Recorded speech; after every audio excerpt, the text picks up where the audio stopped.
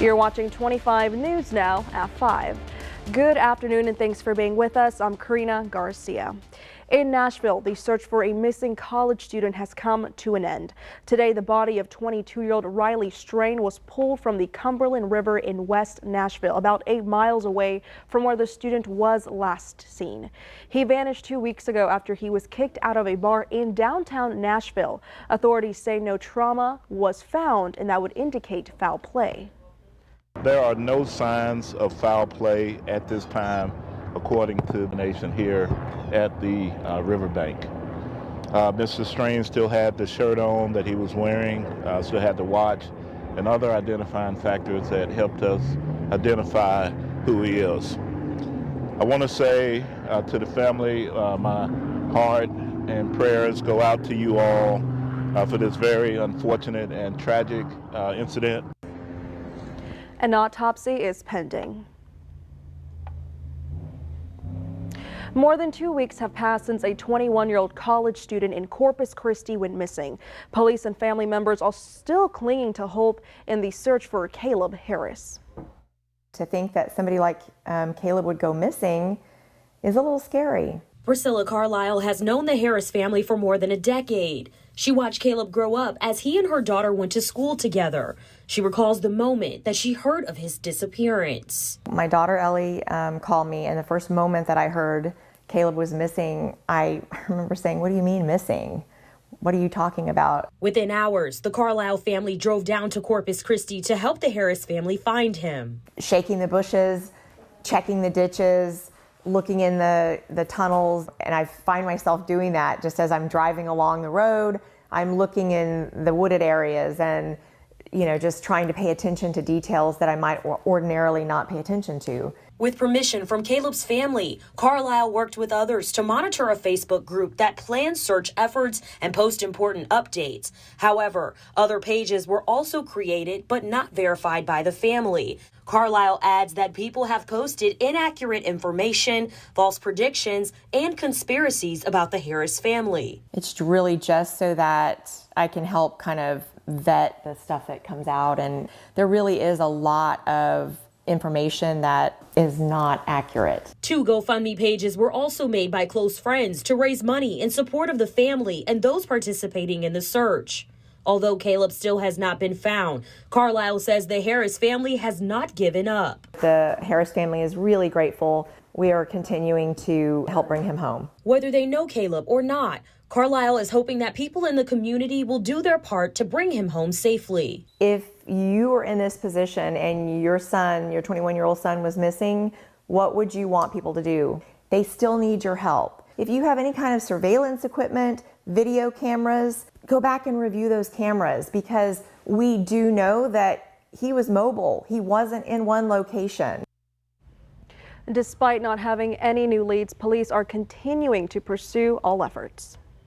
Back in Victoria, police were on the scene of a 2-vehicle wreck this morning at the corner of Navarro Street and Zach Lentz Parkway.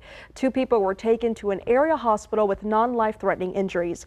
The power lines were hit in this crash, but the power did not shut off. An electric company at the scene inspected and repaired any damages made. Victoria ISD presented 2 big plans on their agenda Thursday evening. The first involved a pay plan that aims to adjust staff salaries to better compare to market rates. This program would cost about $11 million. The second includes the 525 plan, which would allocate $25 million every 5 years for maintenance and upgrades. The funding for these programs could potentially come from a voter-approved tax rate election. And with that, let's take a look at your forecast with Chief Meteorologist Mac Bettis. Mac, it looks like a sunny Saturday. It's looking terrific. In fact, if you got any plans outdoors, it's going to be terrific. You should start planning on it right now. Here's our storm. This is the one that came through yesterday. And of course, the heaviest rain last night was up in the Houston area. We'll show you that in a minute. But clearing skies for us, dry northwest winds and very comfortable temperatures. Let me get my t-shirt to wear this weekend. We'll be talking more about your weather coming up in just a few minutes, so stay tuned. Mac, thank you. An Arlington firefighter is recovering after a shooting incident this morning. Police say the firefighter was conducting a welfare check at an apartment complex around 8 a.m. They were not, or rather they were taken to a hospital in critical condition, but they are in stable condition now. There's no word on a potential suspect. Pennsylvania's Democratic governor has defied a request from the Republican-controlled state legislature to send the state's National Guard to the U.S. southern border. So far, more than 12 states have sent National Guard members and supplies to the southern border. But on Thursday, the governor said he won't be sending any Guard members. On Tuesday, the state Senate passed a resolution along party lines calling for him to deploy the National Guard. He says he agrees that something does need to be done to address the border crisis, but that does not include sending in the Pennsylvania National Guard. The last thing in the world I'm going to do is put the brave women and men of the Pennsylvania National Guard's lives at risk to be part of some political squabble at the border that Governor Abbott has created. The governor says the bipartisan immigration bill that congressional Republicans shot down just last month was the best solution to the border crisis. It included money to build more barriers, expand detention facilities, and hire more Border Patrol agents. Today, the House of Representatives approved key spending bills ahead of a government shutdown deadline. The bills are now headed to the Senate for a vote. Top lawmakers on both sides of the aisle say they are pushing to prevent a shutdown, but objection from any senator could delay a swift vote. The $1.2 trillion in funding would complete the funding of federal agencies through the fiscal year, which ends September 30th. Now, immediately after the passing of several funding bills, Representative Taylor Greene has filed a motion to remove House Speaker Mike Johnson. Representative Greene calls the funding bill a win for Democrats that does not secure the border and increase access to abortion. The motion will need recognition on the House floor for it to take full effect. Some GOP colleagues tried to convince Greene against the action, saying it would place the Democratic House Minority Leader into speakership. So here's your viewer poll. You can scan that QR code right there on your screen to vote. The question is, do you support the removal of House Speaker Mike Johnson? Yes or no? We want to hear from you. Come to crossroadstoday.com/vote to take part, and I will have an update on 25 News Now at 6. Remember to subscribe to our YouTube channel, Crossroads Today. Hit the like button and click that notification bell. A U.S.-backed resolution calling for a ceasefire in Gaza failed today. Straight ahead on 25 News Now at 5, the U.S. ambassador to the UN reaction on the vote. Also ahead, the Princess of Wales reveals a stunning diagnosis, putting an end to online speculation.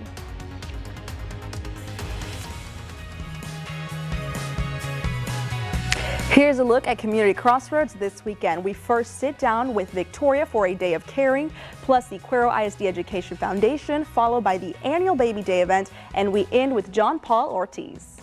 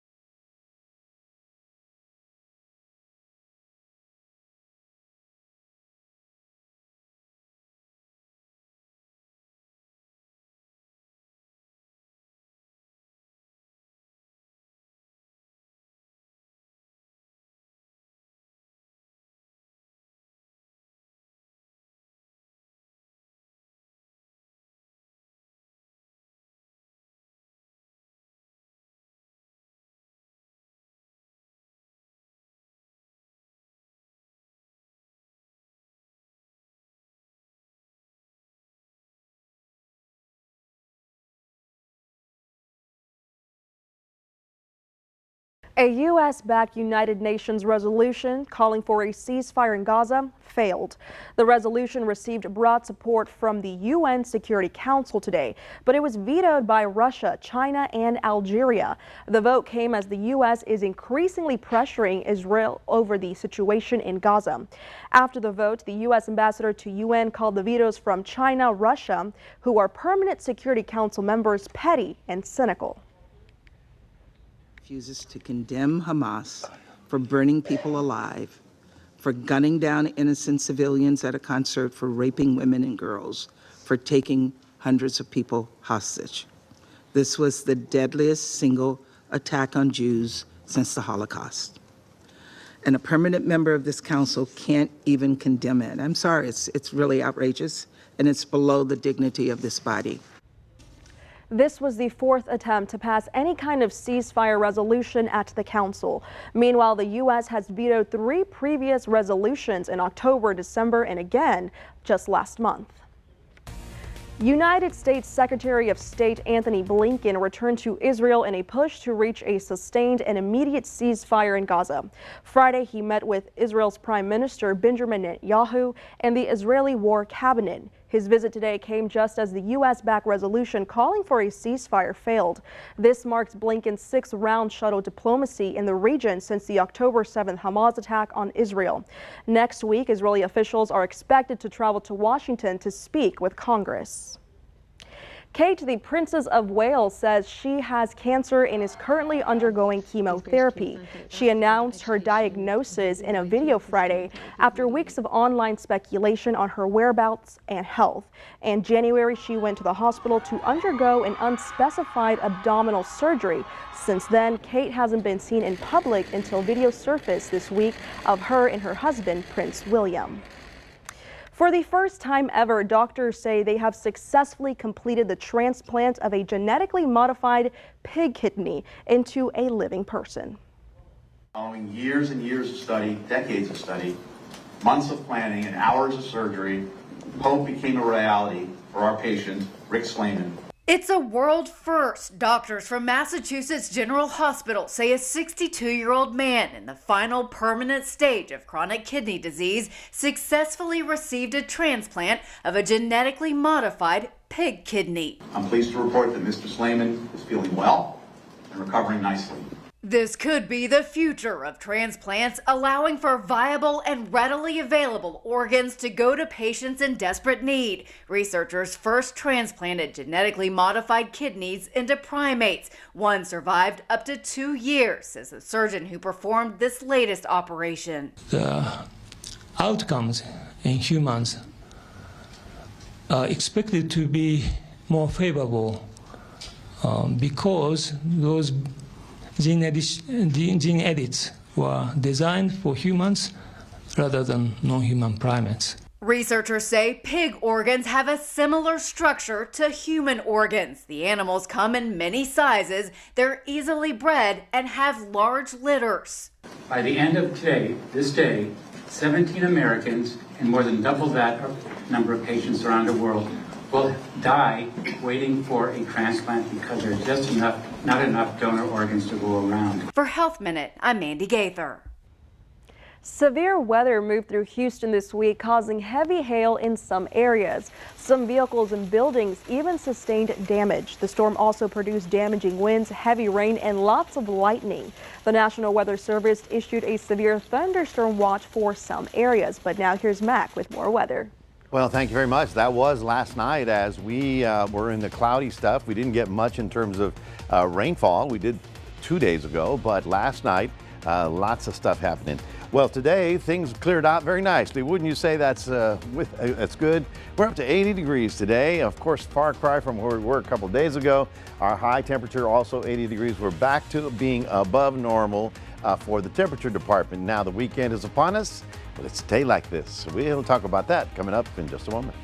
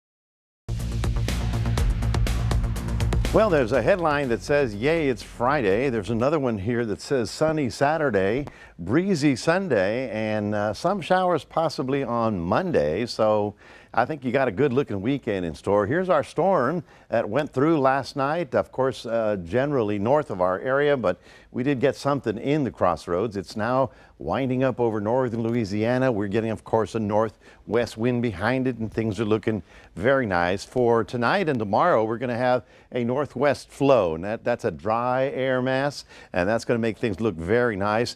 But with the sunshine, immediately the temperature goes up, right? So we got up to 80 degrees. Look, some folks already in the 90s down south and southwest. So it's going to get warm for them, but we're going to have abundant sunshine for anything you have planned outdoors. Here is the radar last 24 hours, or the Doppler, and you can see not much in Victoria County. But if you consider last night, we had this big storm that fired west of San Antonio, came through San Antonio, and then just fell apart right there just before Cuero. So you're lucky, because that was producing hail.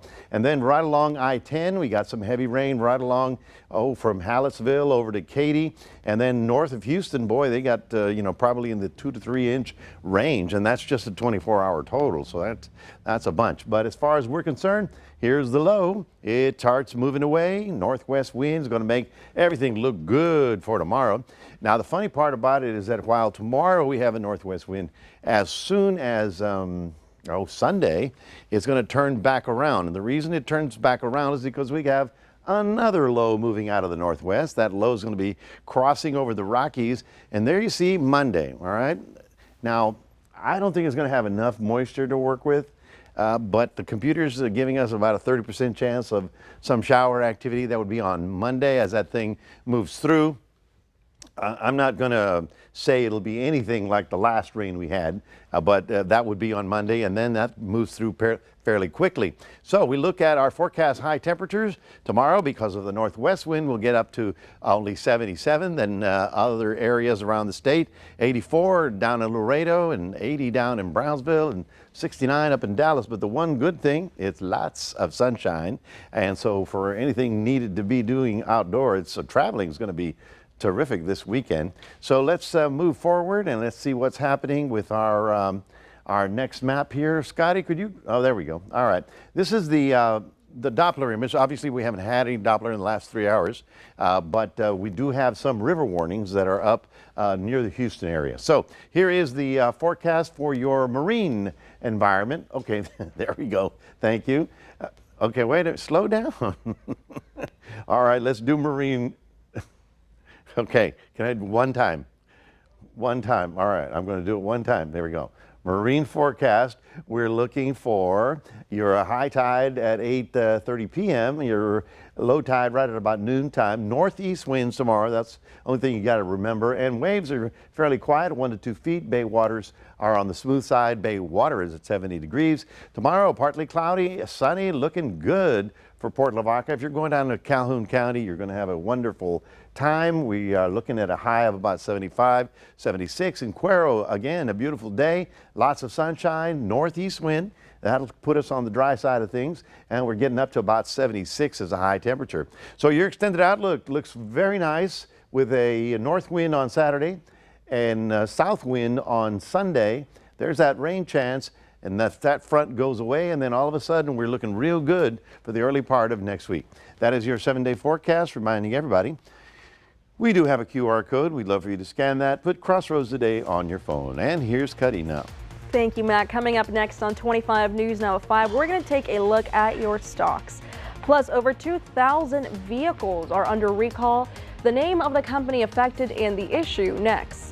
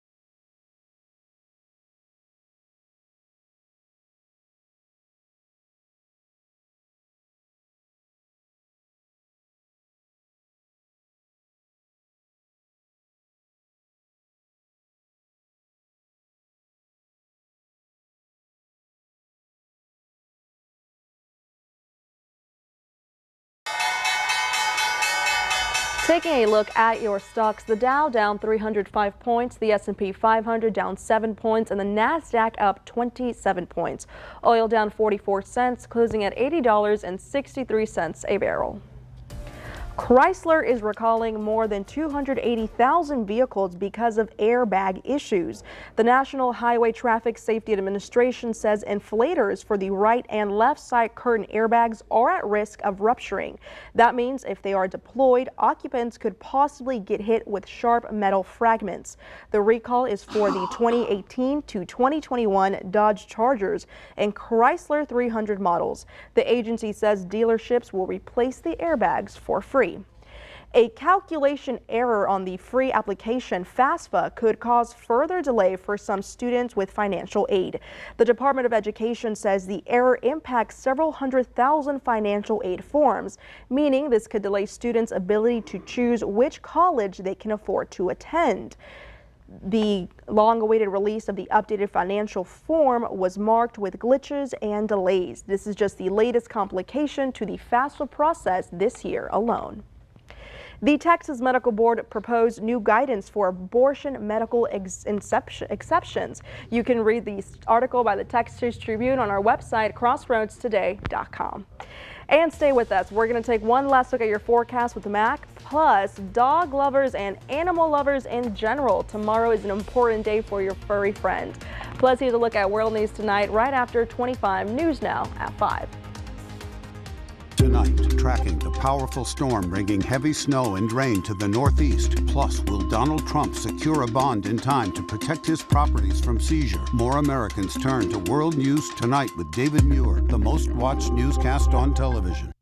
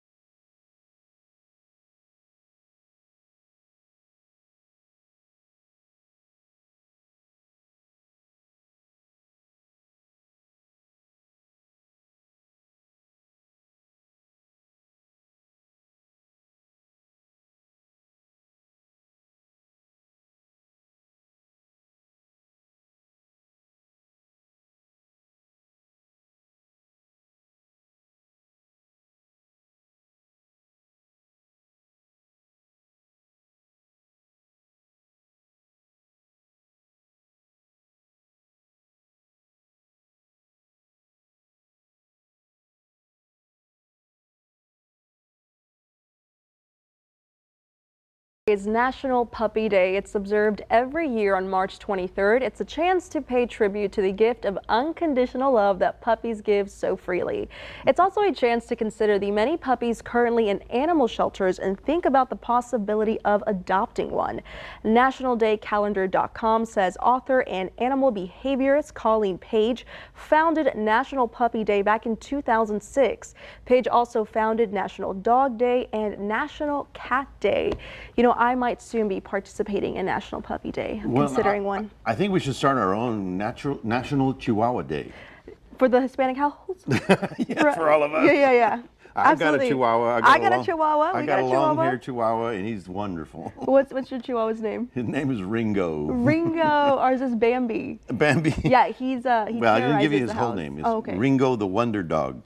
Ringo the Wonder Dog. He's a wonder dog. He's a good dog. Oh, he's a great dog. I wish I could say the same for Bambi. Bambi kind of just bites at our ankles every chance he gets. It's a cute name, though, Bambi. You would think it would match the face. You would think. But I love him, though. Love him.